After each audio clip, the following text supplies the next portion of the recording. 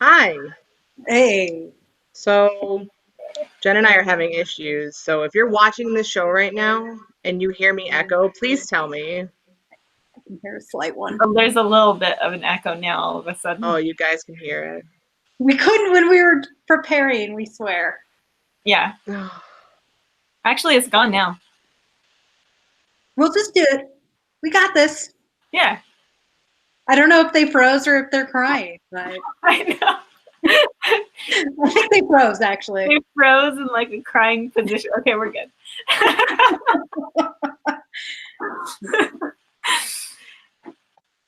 Are they frozen again or just mad? Just mad. Okay.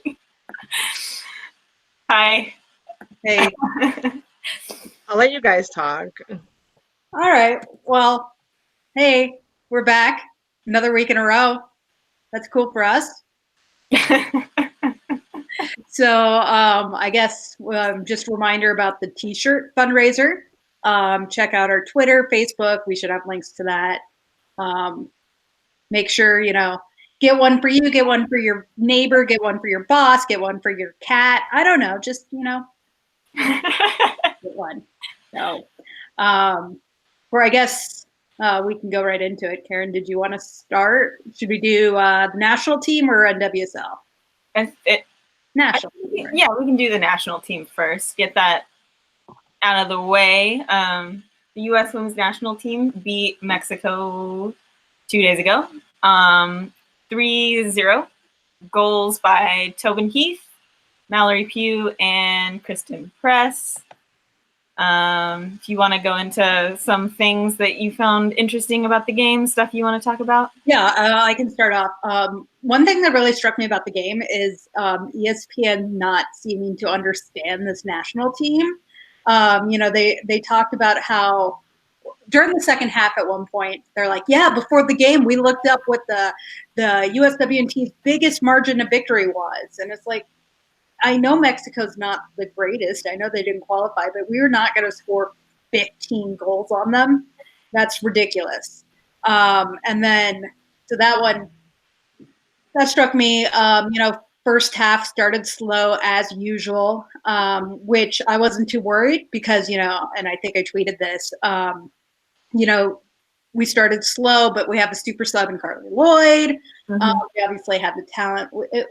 It wasn't anything to really, I guess, something to worry about, but not for that game particularly.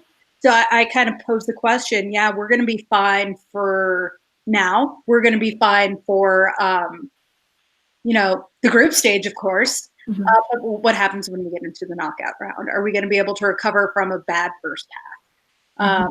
So one thing that I don't think answered that question and made me feel at ease was 5 subs at half.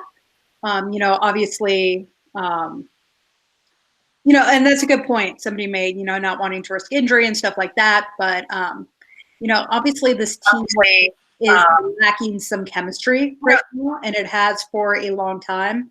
So then when I saw 5 subs, obviously you don't want to get injured, and I get that, but I don't think it made me feel better about chemistry. So those were my big things from the game.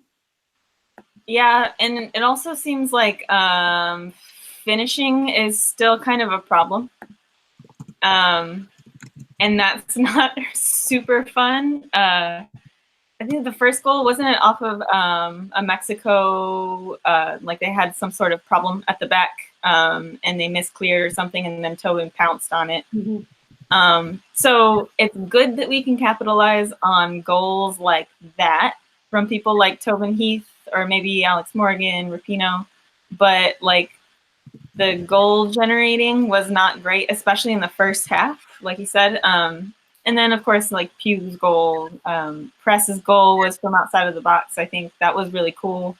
So we do have some finishers on the team, but they need to be able to do that in a big tournament and not just against a team like Mexico in a friendly. Mm-hmm.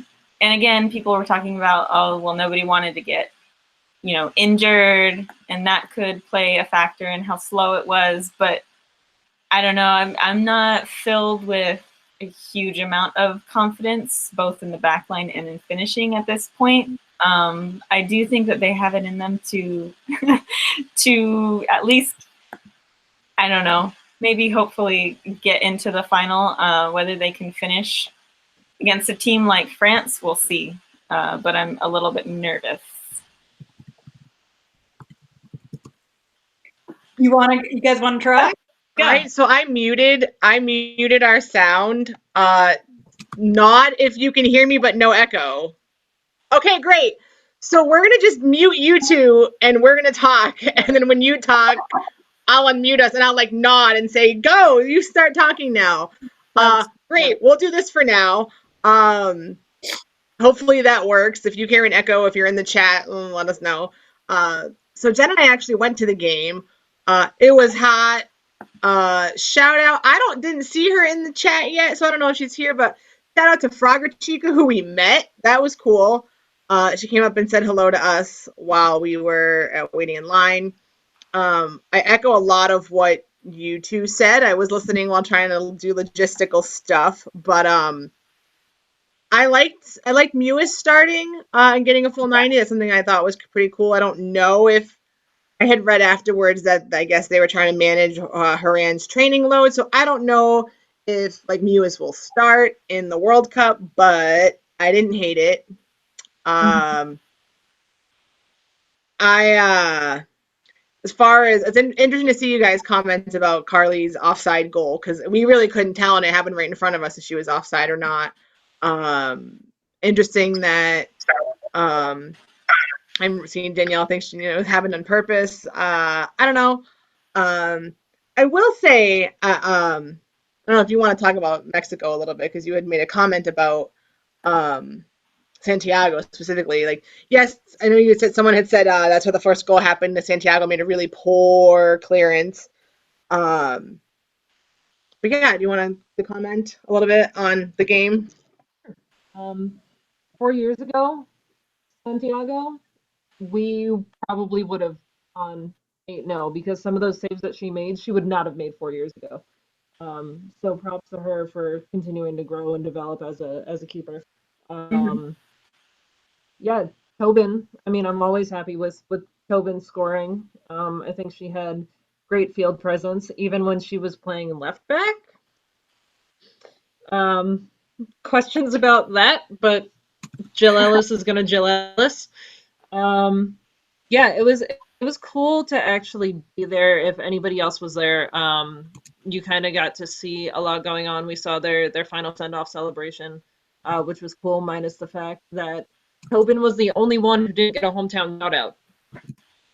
They talked about everybody from New York, and then they talked about Carly being from New Jersey, but failed to mention that Tobin Heath is from Basking Ridge.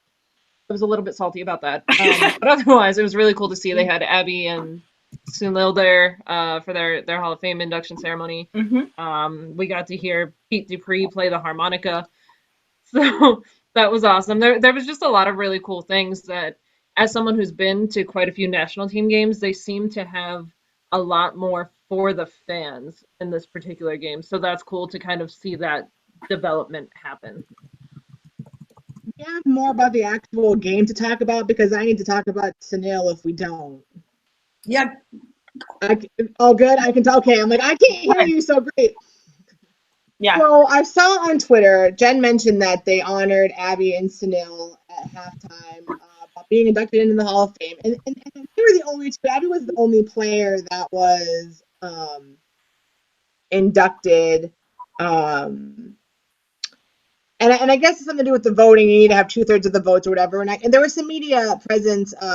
They took some questions during the half after the ceremony, and somehow it came up that Sunil was talking about the voting and how it might need to change, because then you'll have, along the lines of thing, you'll have people like Landon Donovan and Clint Dempsey who are going to be eligible and waiting to get in. And maybe if we change maybe they won't get in unless we change the voting, or they won't have as much of a chance.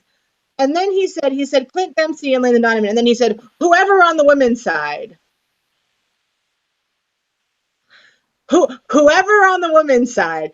And I okay, maybe people are being kind of defending of him a little bit. Some people are saying, well, I don't think he meant anything by it. But if you can think of naming Clint Dempsey and Landon Donovan, and you can't think of any. Okay, Margraf was able to be voted in this year. Lauren Holiday was able to be voted in this year. If you can only think of two male soccer players, and whoever on the women's side, you can't think of one person who is going to be eligible in upcoming years, or who is eligible this year to be in the Hall of Fame, and whoever on the women's side. All right. That's just great, I guess. Maybe they didn't change Hall of Fame voting because it seems weird only one player got in, but whoever on the women's side, I can't, it really bugs me. That's all I had to say. I know Danielle wanted to talk about Abby for a little bit. So I'm gonna unmute, I'm gonna stop talking, unmute everyone, and then I'll send it over to you. All right. Starkiller made a good point, probably to avoid naming Hope, which makes sense. But, Neil was also there during, Lauren Holiday's run and all that. So he should have been able to at least name her, so that's frustrating. Something I really noticed, though, I wanted to say about Abby joining is, I know a lot of people still have a lot of resentment towards Abby because, 4 or 5 years ago, it wasn't necessarily great. But I think that if anyone watched the broadcast, watching her in the booth, it was so much fun. And you kind of really realized how kind of neat Abby is as a person. So I was really excited for her because I think that one thing she's done over the last couple of years is get real honest about her battles and her demons. Talked about sobriety, talked about, that dark place she was in life. So, it was really neat watching her go up during right after half, talking to Foudy and, just kind of how excited she was watching the game. Like, she's like, how are you guys not screaming? And it was so charming. And it made me like Abby again, I guess. Well, I have been for a while. I've been defending her the last couple of years, but it really shows why we all loved her. So I think that stood out to me. And I think that, just watching her grow was really neat. And it was also really neat to keep watching her go, my kids are here. My kids are here. So that made me smile. So that's just something I wanted to say. I think a lot of us still hear Abby and we think of 4 years ago and kind of that dark time. But I think, I just wanted to say that. Yeah. Are they still there? Are they gone? They left. They're gone. I'll just add on to what you said, Abby. Yeah, we're okay. Now I forgot because I got so shocked that they were gone all of a sudden. I feel like the team misses that. I don't think that they miss her as a player as much because in those last couple of years, hi. In those last couple of years, I think that she was maybe a little rusty. Hi. We didn't realize we left. We were typing in the chat and just things happened and I didn't know what happened. So sorry. We're really sorry about technical difficulties today. We tried again to fix the mic. This is why all this happened. So sorry. Danielle, did you have anything else to say? We went to Karen. Oh yeah, I was just finishing up with Abby real quick. I was just gonna say that I miss having somebody on the team who has that kind of energy. Because when she was still on the team, she would be in that huddle, and she would just be like, ah, and then everybody else would just be like, ah, and it was just like this perfect energy. And I think that they kind of don't really have that person anymore. But I mean, it's just my personal preference seeing somebody like that on the team. But yeah, so that's it. That's all I gotta say. I missed her. Cool. All right, so I muted everyone again. We're gonna mute. Do you have the list? Because I'm not even with it. I'm not even with it. We're gonna talk about NWSL now. If we're good to move on, then so again, every time we try to do well with this technology thing, we bite it big time. There's a reason why I need to drink during these shows. All right, so we're gonna move on to NWSL. I didn't even pull my list up because I was too busy talking and fighting with the crap. So so Portland beat Sky Blue 1-0. Sky Blue, what do you do's? Sad blues. I don't know. I think Blues place. Sky Blue is blues. That's the same thing. I mean, I'll let Jen talk more about it because it's Portland, but I'm face palming a little bit. Not as bad as I'm going to face palm Orlando later, but just a tiny bit now. In case you're wondering, she hasn't been drinking. I should be, though. Yeah, I don't really have too much to say. This game was really sad for me. Portland should have done a lot better than they did, and it was just really disappointing overall. Dee Dee, I think. I don't know what exactly is going on with Dee Dee. She had a fairly solid game. She happened to miss that one, but I feel like she's probably the one solid player every week for Sky Blue, which is sad because they have such a great pool of talent. They just can't get it together, and that sucks. Portland, I don't know what happened to Portland this week. They just looked like a hot mess. Maybe it was just playing in New Jersey. I don't know, but it was a mess.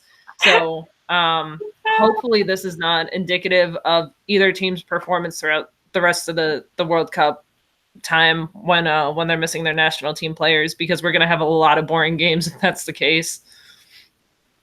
Yeah, I'm going to go over to Danielle. Do you have anything you wanted to add about this game?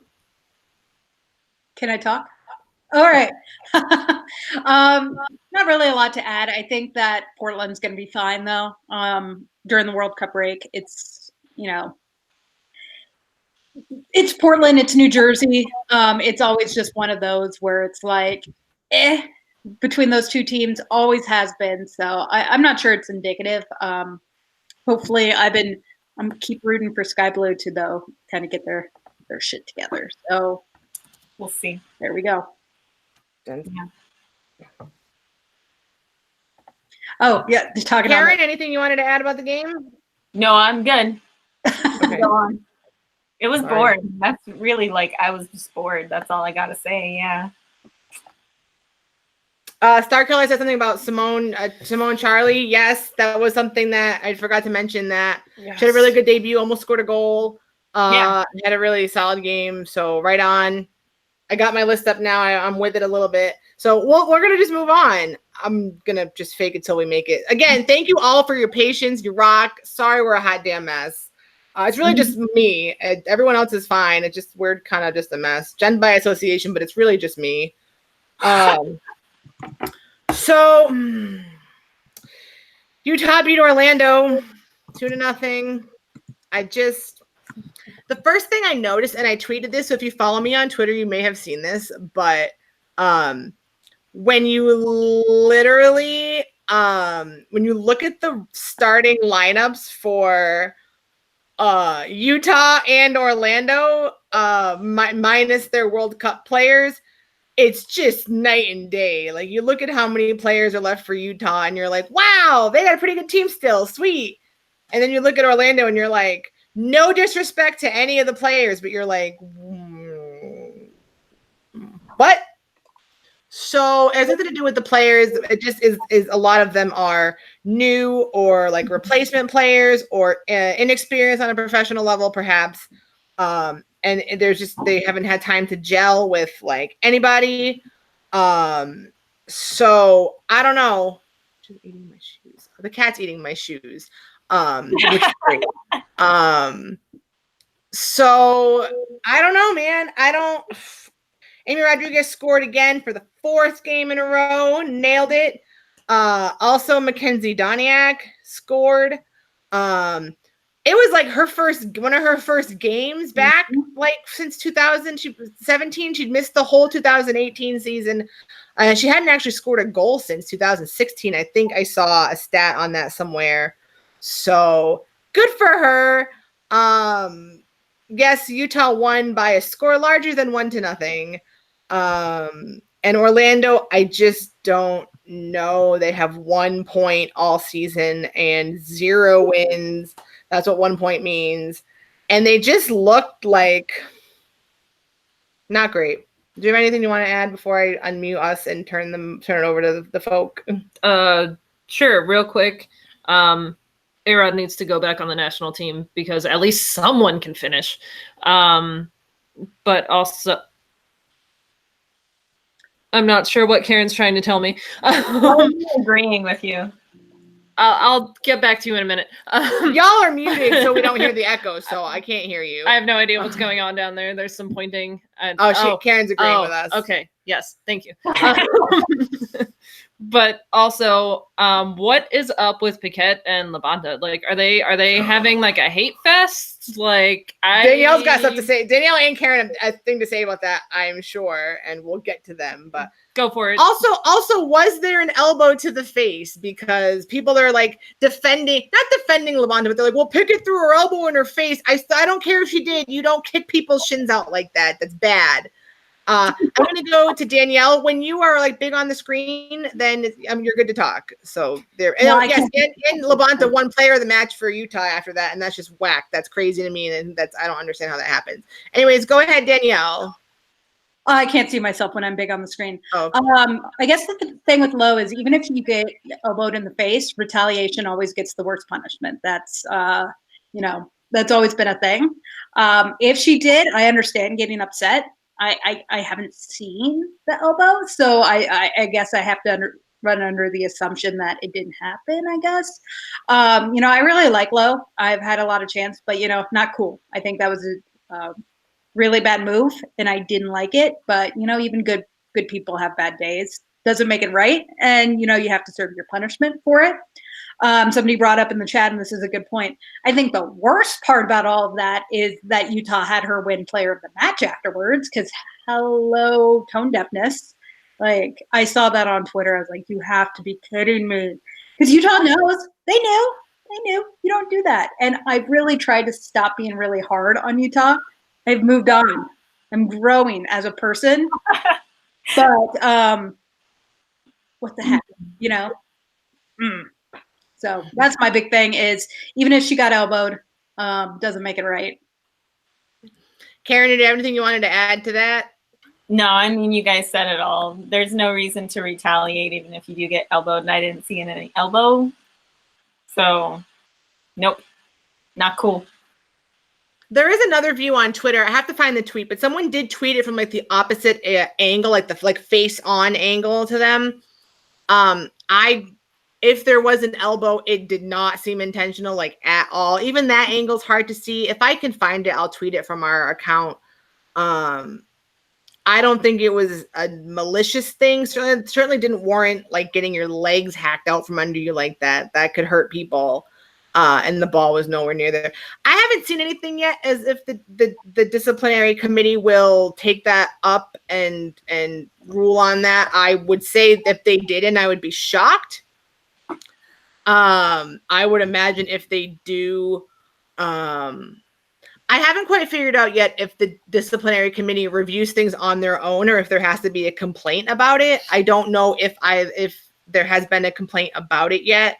So it'll be interesting to see. Danielle, did you have something you wanted to say? You're kind of making faces like, "Ooh, pick me." All right. I don't know for sure, but from my, experience talking with players, a lot of it does come down to complaints. So, I'm not sure they do review things on their own. I think the team has to. And at least for this, there's a lot of video evidence. I know for other stuff, it has to rely on fans and all that. So, Yeah. All right. Well, so it'll be interesting to see what happens from that. Stuck Killer says, I think it's been brought to their attention. I would hope so, I guess. So I guess we'll stay tuned. It's early in the week. Normally, we're farther in the week with this. So like all the league awards are out and everything, but because there was a game yesterday, I don't know, like all the league awards haven't come out yet. So I don't know how far, like if it's got to the disciplinary committee yet or whatnot. So I guess we'll find out. Stay tuned. And we'll follow that. Yes, Laura Harvey would not have been the complainant there. Oh, whoops. Sorry. I saw that a little too late. Did you feel that bus hit you, Danielle? Whoops.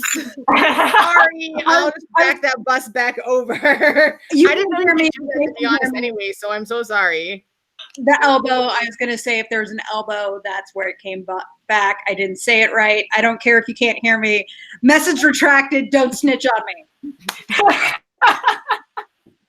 I didn't know you could retract messages. I thought it was out there, all right? I saw it too late. So, we're just going to move on. It's fine. It's all fine.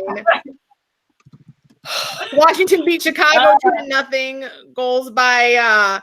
Own goal by Yuki Nagasato, and I'm sad about it. And a goal by Ashley Hatch.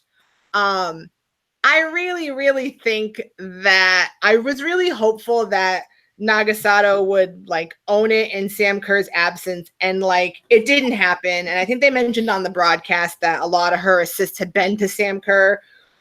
So they're a good partnership, but I don't think anyone stepped up. I don't think anyone honestly stepped up for Chicago, which is greatly disappointing because I think they were a team that we talked about potentially having the roster to make it okay. So I was really bummed about that. Jen is itching to talk about the Spirit, so I'm just gonna let her talk about the Spirit because I got nothing else to say. Go. Nagasato did own it. It was just for the wrong team. Wow, that was how you've been waiting that long to make that little crack. All right, great. Do you want to talk about the Spirit since you're that Spirit person? You want to actually talk about the Spirit and not Nagasato? I was sitting on that one. Yes, Ashley Hatch, killing it. Absolutely killing it. I love seeing her step up. Realistically, nobody really thought of our two national team players as the national team players. And I hate to say that's kind of advantageous for us, but it's kind of advantageous for us because we have a really young, really enthusiastic team. So I think missing those two is actually giving players a better opportunity to stand up when maybe they wouldn't have otherwise. And then Aubrey Bledsoe. I'm still calling it. I am still calling that Aubrey Bledsoe needs to go to the national team. It needs to happen. She's still young. She's killing it in the NWSL. Why aren't we calling her up? But yeah, that's about all I got. I'm going to go to Karen first because we keep going to Danielle first, and we always say what we're going to say before Karen gets to go. So go ahead, Karen. You're good to go. No, I got nothing to say. No, just kidding. Okay. Washington Spirit is kicking ass, basically. And Ashley Hatch is kicking ass. And I'm super excited about it. I think she was Rookie of the Year last season, right? Was she? Long ago. Was that last year? Or was that either way? She's still killing it.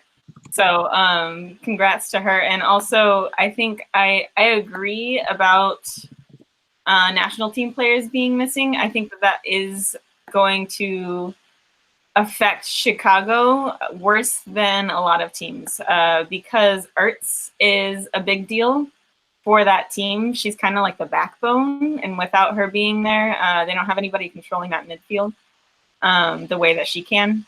And then obviously Kerr. I mean, come on. So yeah. Oh, thank you for the correction. 2017 was when Ashley Hatch won that award, and she's still kicking ass. So good for her. And it's really interesting to see Washington Spirit at the top of the table. So that's cool for Jen and Washington Spirit fans. That's all I gotta say. Just Jen. It's fine. Just Jen. One more really, really quick thing to add before you talk, Danielle. The Spirit Squadron was killing it. I'm sorry. I think I just stole what Danielle was gonna say. It sure does look like it. My bad. I was driving. We were coming home from New Jersey at the time, and I kept hearing the Squadron, and everybody was just like, "Oh, 134 showing up," and I was like, "That's the Squadron." I know that chant. That's the Squadron. With no disrespect to Chicago Local at all. No, we love Local. Local's great. They just were pointing it out during what were very clearly Squadron chants that it was like, so, you know. Yeah, Squadron was killing it. Shout out to you guys if you're watching. Sorry, Danielle. Do you have anything? Danielle, Jen stole your whole thing. Do you have anything else you want to add? You can go ahead and start talking if you do. Well, I was going to say there must have been a mic by the Squadron because, yeah, they were definitely got picked up. So, you know, I know a lot of them got the chance to go out, have a lot of fun. It was Pride Day. So, you know, I know they had a lot of fun at the tailgate. Maybe Merlot, what's that awful drink from Chicago, whatever. So, you know, they had a lot of fun. So I love it when traveling fans get to go out to games like that. And, you know, you can hear them, they're representing. You know, and Chicago Local really bringing it with, you know, the Pride Night, Pride Day celebration. So those are my people. And I think I did say last week that I thought Chicago was going to struggle a little bit with the World Cup losses. And somebody might have, I remember being like, nah, they won't. And I'm not saying, maybe I will still be proven wrong, but I feel better with what I said last week. There you go. One more thing I wanted to add real quick was Spirit have won 3 games in a row for the first time since 2016, they said, or something like that. I don't know. It's been a real long time. Also, they only won 2 whole games last season, and they won 3 in a row. So yay, Spirit. That's about it. So the next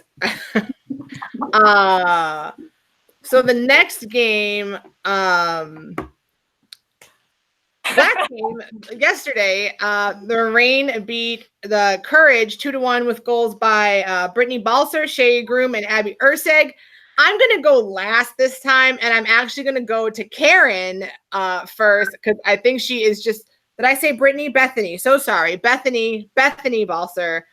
I wrote Bethany. Don't know why I said Brittany. Apologies. I'm just going to go to Karen, though, because she's, like, ready to talk about Jess Fishlock like no one's business, and I just want – go and have that moment. Go ahead, Karen. Guess who's back? Jess Fishlock is back. Let me just say, as a Reign fan, that I have missed the shit out of Jessica Fishlock so hard this whole season so far that just watching her, like, just looking at pictures of her back in that area of the world made me so excited. Because the team has missed her greatly. And it showed in that game because they played like the team that I think Reign fans have been waiting for. Because I think she was there, and it wasn't just her play that kind of like steadied the midfield.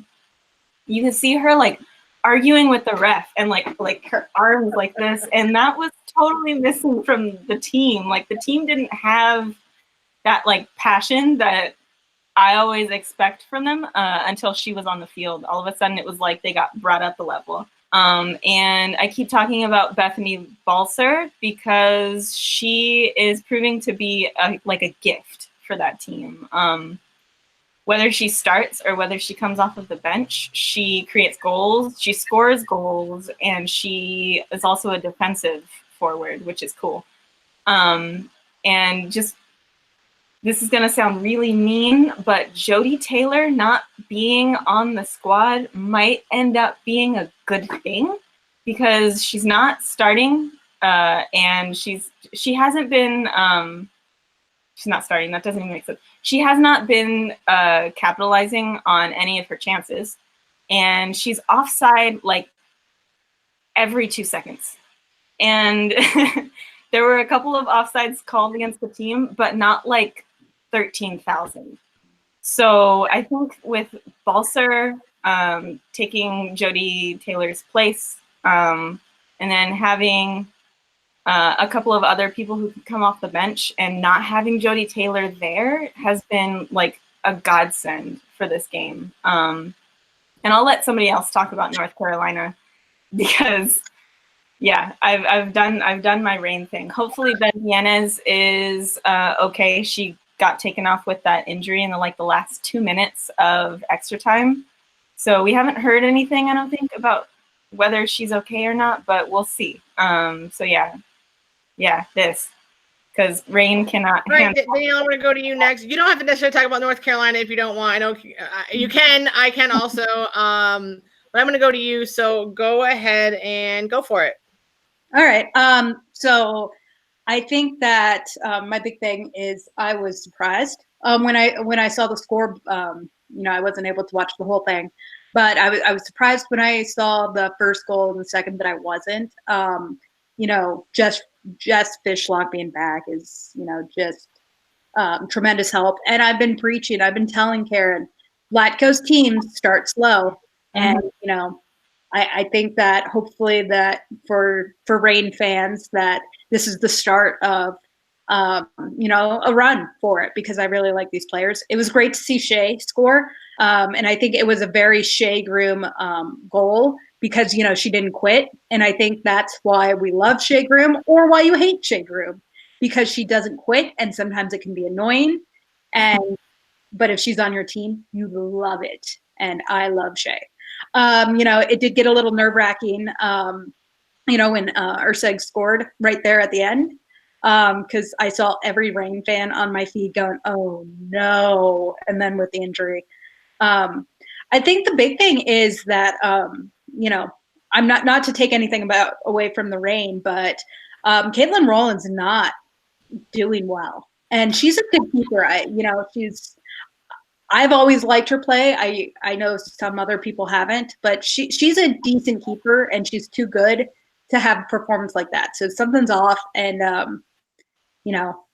not great to see from somebody who has multiple NWSL championships.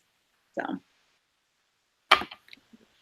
I would agree that, and Lynn Williams too is having really like a bummer of a season, and it just sucks, I guess, and hopefully she gets it together and whatnot. I was very surprised both in this game and actually in the Utah game that the New Zealand folk were still with the team. They've left now since, but I was very surprised for both those games to see like Katie Bowen there and Abby Urseg.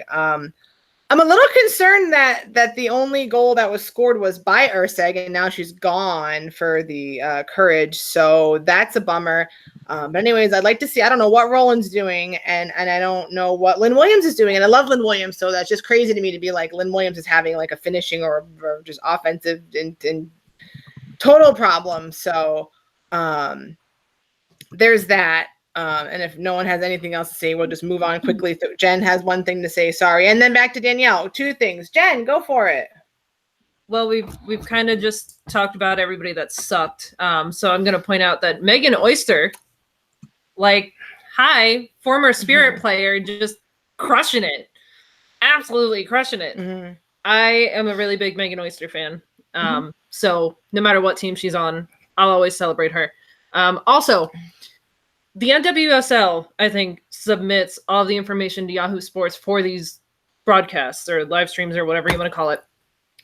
So why are we still broadcasting them as the Seattle Reign? Yep, it's still on the NWSL website as Seattle, also abbreviated as SEA. It sure is. They're not Seattle. It is anymore. It's still on there. It's awesome. So someone should probably get on that. There's that. And real quick, we'll go back to Danielle, and then we're gonna wrap this up because I got a couple of things, just attendance and whatnot. And other than that, we don't have any awards. So Danielle, what were your last thoughts on the game? I didn't realize how long we ran. Just in case no one saw the answers on the chat, with the New Zealand thing, I'm guessing that the reason the New Zealand players were still with the team is because the national team for New Zealand has been in the States throughout these last couple of weeks since that game. Because only reason I know is actually because, who was it? Somebody on Twitter was messaging a comedian I follow, Cameron Esposito, asking for tickets for the national team. And they got in. So Cameron hooked them up. But that's how I knew that they were still in the States. So I'm assuming the coach wanted to give them more competitive playing time. So. All right, and yeah, we went a little long, but we had technical difficulties. We started late. It's okay. I'm just gonna wrap it up real quick. Next week's games, we got Utah at Washington on Saturday, North Carolina at Orlando also on Saturday, Houston at the Reign, not Seattle, on Sunday, and I'm kind of excited about it. We have Chicago at Portland. Portland's first home game of the season in the newly redone Providence Park. I'm excited to see. I bet that crowd's going to be like crazy, insane. Can't wait to see it. And speaking of crowds, we're just going to run through the attendance real quick. Considering it was a holiday long weekend, we did okay. So Sky Blue at Portland. Sky Blue had about 1,500.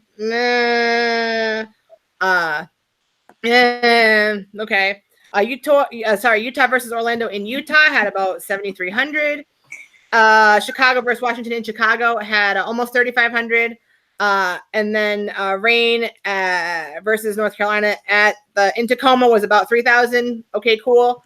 And then the U.S. Women's National Team had about 26,000 at Red Bull. It was almost sold out. It was loud AF and awesome. So that was awesome to see. Did anybody else have any last minute thoughts? Flag me down, wave at me. Danielle looks like she does, and go for it. We're so close to the World Cup, y'all.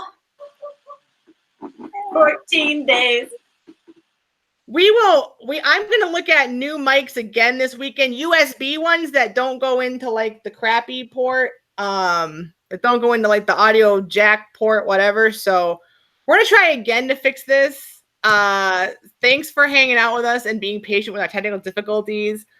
Thank you all for watching. As always, bear with us. We are trying to this is a trade-off. We've been more organized with like the shows, but we're having technical difficulties instead. We'll get there. Thanks for watching.